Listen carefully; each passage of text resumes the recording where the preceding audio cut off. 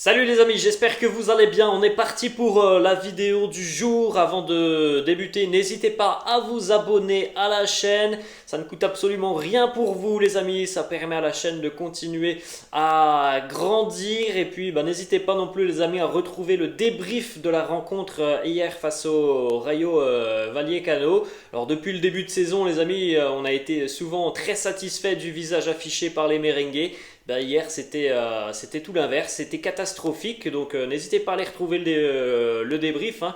Il y a des jours qui sont ensoleillés côté merengue, il y en a aussi des jours sombres, et hier c'était un jour très sombre du Real sur le terrain, donc n'hésitez pas, hein, le débrief était assez salé. Nous, on va démarrer aujourd'hui les amis comme d'habitude avec les deux unes des quotidiens madrilènes. Premièrement la une du quotidien AS qui titre El Madrid pierde la cabeza, le Real perd la tête dans tous les sens du terme, le Real a perdu la tête du championnat et le Real a perdu la tête aussi sur le terrain avec une prestation affligeante face au Rayo Vallecano dont on a parlé longuement tout de même hier lors de ce débrief. On a essayé de comprendre un petit peu ce qui s'était passé, de chercher des explications et c'est vrai qu'il y a beaucoup de questionnements après cette rencontre et ce non-match des merengues hier du côté de Vallecas. Vous pouvez jeter un petit coup d'œil les amis au classement de la Liga. Donc après cette 13e journée, c'est désormais fini. Le Real n'est plus en tête de la Liga. Les merengues sont deuxième à 2 points du FC Barcelone. Espérons les amis que ces points perdus hier après un non-match ne compteront pas en fin de saison. Le Barça a même l'opportunité ce soir de prendre 5 points d'avance sur le Real. Les Catalans en déplacement ce soir du côté de Pamplune pour affronter Osasuna. Osasuna les amis, une équipe qui est venue prendre des points du côté du Bernabeu. Espérons qu'Osasuna ce soir pourra tenir tête au Blaugrana. C'est jamais simple d'aller jouer là-bas, donc ça peut être un déplacement compliqué pour les Catalans. Mais les Catalans aussi sont certainement galvanisés par ce résultat et cette défaite du Real hier et auront certainement aussi très envie de mettre encore un peu plus la pression sur les merengues et prendre 5 points d'avance. Le Real, on le rappelle les amis, jouera jeudi face à Cadix. On enchaîne avec la une du quotidien Marca qui titre El Gigante fue el Rayo. Le géant, ça a été le Rayo sur cette rencontre. Franchement, les amis, alors hier on a parlé longuement de la prestation merengue sur tous les aspects, tous les points de vue. Il faut aussi souligner le très bon match de cette équipe du Rayo Vallecano qui mérite amplement sa victoire. Donc bravo au Rayo et énorme déception et désillusion du Real. Pour rappel les amis, défaite 3 buts à 2 des merengues, même si le résultat aurait pu être plus sévère parce que le Rayo a été largement dominant tout de même sur cette rencontre. 3 buts à 2, le Real a mené 2 buts à 1. Modric buteur côté merengue sur penalty, Militao quelques minutes plus tard à la suite d'un corner. On rappelle aussi que les deux buts merengue sont les deux seuls tirs cadrés de la rencontre. Petite statistique les amis, 13 buts encaissés déjà par le Real Madrid cette saison en Liga, 13 buts encaissés en 13 matchs, c'est trop, beaucoup trop pour le Real les amis, c'est surtout beaucoup trop par rapport à ce que fait le Barça aussi, ça il faut le dire, les Blaugrana qui enchaînent les clean sheets.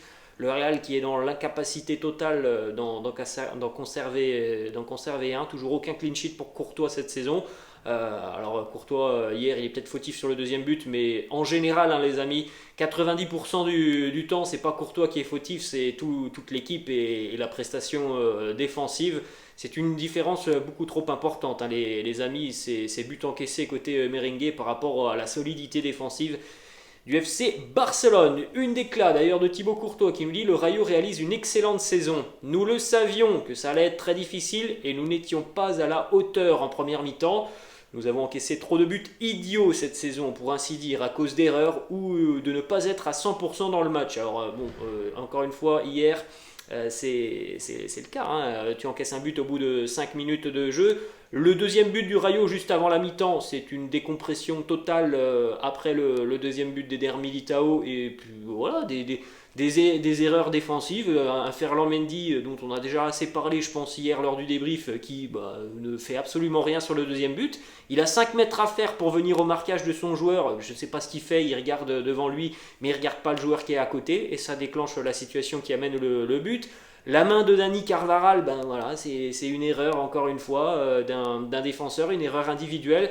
Il y a beaucoup d'erreurs individuelles, il y a franchement une ligne de 4 qui parfois nous dépasse un petit peu depuis le début de saison défensivement. Donc franchement il y a de grosses incertitudes sur l'aspect défensif de ces merengues depuis le début de saison.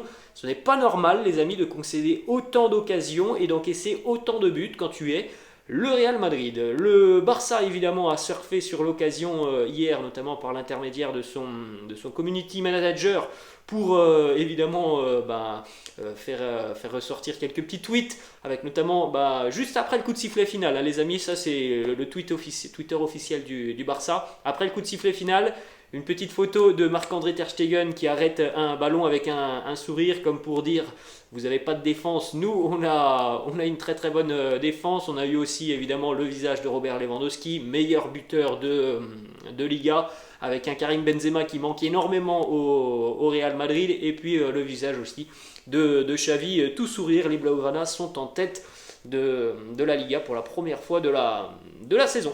On enchaîne les amis avec quelques stats sur cette rencontre du côté du Rayo Vallecano. Alors le Real battu hier alors que les merengues menaient 2-1. Les amis, la dernière fois que le Real Madrid a été battu dans une rencontre après que les merengues aient pris l'avantage, c'était pas hier, hein, les amis, c'était en 2015, la dernière fois, les amis. Ça remonte quand même. En 2015, c'était face à Schalke en Ligue des Champions.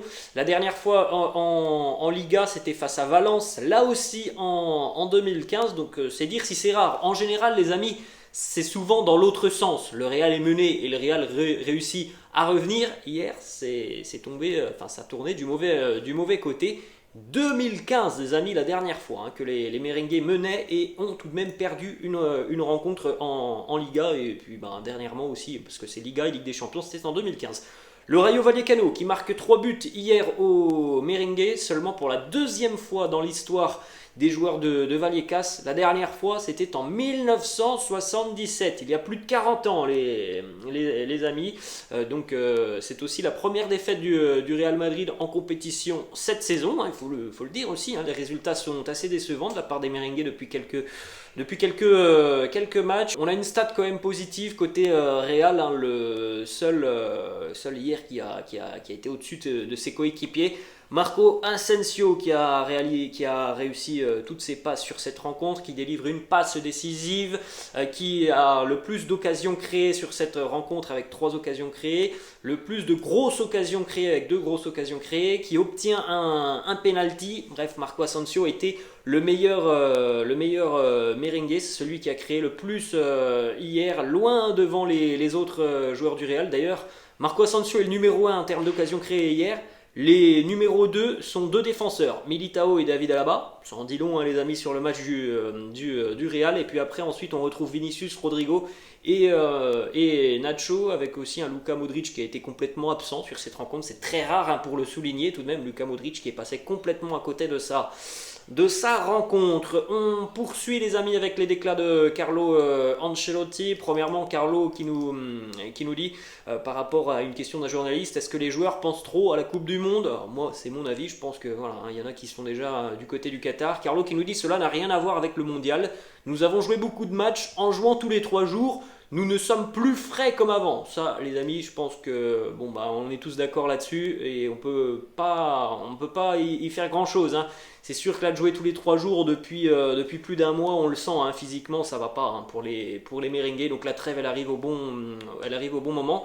Ça ne va pas, mais voilà, ça peut aussi dire, hein, que il y a du monde sur le banc et que Carlo aurait peut-être pu faire d'autres choix. Deuxième déclat de Carlo qui nous dit: nous ne sommes plus aussi frais qu'avant. Dans ce genre de match où le rival vous met beaucoup de pression, vous avez besoin de fraîcheur et aujourd'hui, nous n'en avions pas. Alors la fraîcheur, elle peut arriver du fait d'un turnover, elle peut aussi arriver plus tôt dans la rencontre. Quand on voit le début de seconde mi-temps du Real Madrid, je ne vois pas pourquoi on attend aussi longtemps avant de faire des changements importants.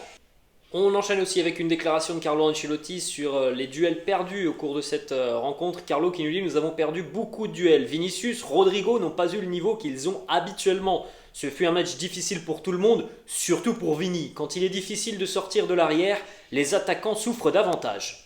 Deux dernières déclarations de Carlo. La première, il nous dit: nous sommes contrariés et déçus par cette défaite. Point final. Cette première partie de saison, nous avons fait mieux que jamais. Nous devons évaluer ce qui s'est passé aujourd'hui. On en a parlé lors du débrief hier. Il n'y a rien qui va, donc il n'y a pas grand-chose à évaluer. Tout était mauvais hier. L'implication, la volonté, les duels, je pense que c'est la base d'un match de football. Rien n'allait. Après, la justesse technique d'une équipe comme le Real n'était pas présente non plus. Donc voilà, c'était un match catastrophique, hein. Il ne faut pas aller chercher plus loin, ça arrive. Malheureusement, c'est arrivé hier. On attendra évidemment une réaction face à Cadix parce que ça sera un match très important puisque voilà, le Real a perdu quelques points quand même précieux là, sur les dernières semaines et franchement c'est dommage de terminer comme ça juste avant le mondial, même si les amis on le savait, hein, la saison n'allait pas être aussi belle et radieuse que tout ce que l'on a vécu depuis le début de saison, mais il faudra absolument s'imposer face à Cadix, hein, ce seront des points précieux. Dernière déclat les amis de Carlo qui nous dit: je ne suis pas déçu des joueurs, il nous a manqué la force de frappe qu'avait l'adversaire, la concentration dans les duels. Quand on n'est pas capable d'égaler ce type d'attitude, la qualité seule d'un groupe ne permet pas de gagner le match. Je suis assez d'accord avec Carlo. Après de dire que tu n'es pas déçu des joueurs, franchement les amis, par rapport à la prestation, hier on l'a dit, c'est un ensemble, ce sont les joueurs qui sont sur le terrain, ce sont les choix de Carlo, mais ne pas être déçu après un match comme ça, franchement, c'est un petit peu spécial cette déclaration de Carlo parce qu'il y a beaucoup de déception après une rencontre comme ça où tu n'as rien fait et où tu n'as aucun espoir. Tu ne peux pas faire un résultat avec un match comme celui-là. Donc voilà, il faut aussi le souligner. On a parlé très longuement, les amis, pendant les débriefs des très bons matchs du Real depuis le début d'année. Il faut aussi le dire. Et hier, le Real a été catastrophique dans tous les domaines de cette rencontre. On a vu aussi pendant cette rencontre un Vinicius. Comme on le sait, il a été très en difficulté au cours de cette rencontre. Il a été bien cadenassé aussi par les joueurs du Rayo. Ils ont essayé de le faire dégoupiller. On en a parlé lors du débrief et ils ont plutôt bien réussi parce que le match de Vini est très très mauvais hier. On a Ivan Baliou qui, vous l'avez peut-être vu lors de cette rencontre, a mis deux claques à Vinicius. Bon, pas de carton pour Ivan Baliou, assez surprenant. On a vu aussi un Vinicius se faire bousculer et être complètement éjecté du terrain à un moment. Je ne me souviens plus du joueur du Rayo, pas de carton. Bon, c'est quand même spécial, le traitement réservé à Vinicius. Ivan Baliou qui nous dit: Vinicius, eh bien, il a certainement exagéré sur les deux claques. C'est difficile d'arrêter des joueurs comme ça. C'est pour ça que je dois faire des choses autres que le football pour le faire un petit peu sortir de sa rencontre.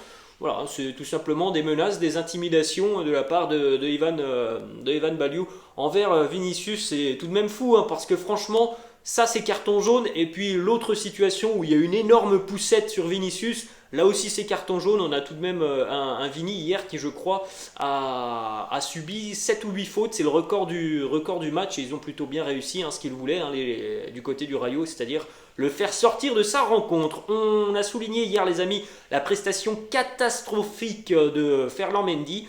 De l'autre côté, du côté du Rayo Vallecano, Fran Garcia, les amis, a été énorme sur cette rencontre. Il a une telle activité, il est vraiment très très présent. Et c'est quelqu'un de très dynamique sur son côté. Et on rappelle, les amis, que le Real Madrid, c'est son rêve. Il veut revenir à Madrid. C'est un joueur qui est plein de talent, qui est pétri de talent et qui ne coûte pas très très cher. Il faudra évidemment se pencher sur sa situation l'année prochaine parce que c'est quelqu'un, voilà, par sa volonté, par son dynamisme sur le terrain qui peut venir jouer côté merengue. Voilà, je le dis les amis, hier je m'en suis pris à Ferland Mendy parce qu'il a été mauvais, comme quasiment tout le monde. Il faut aussi le dire, c'est un match sans pour Ferland Mendy, ça arrive, c'est comme ça. Mais on doit le dire, hier Ferland a été catastrophique. On va terminer les amis avec une déclaration d'un ancien joueur du Real Madrid. C'est un ancien joueur important